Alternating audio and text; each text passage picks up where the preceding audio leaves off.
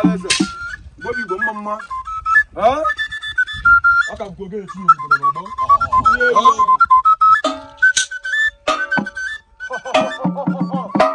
Ibu. Huh? Odun nada, obon kano. Ogun ga le kokure. We si na da ka mu nnukwu nwanyị. Huh? Ataru go nwanyị. Ada eji eje mba. Osodi eme. Huh? Owoye ka na-ekwu maka ya. Onwe onye ọzọ na-ekwu maka ya na-ahọ Mrs. Francisca Amara Egbula. Huh? The CEO Nkolo Ventures. Nnukwu nwanyị. Asị na ị ga-adị ka echi maka na echi adị agwụ agwụ. Huh? Awe na asị ife mekwara uru na ụnarụ. Ọ bụrụ ambata ya bụ ngosi. Huh? Osodi eme. Osodi eme. Huh?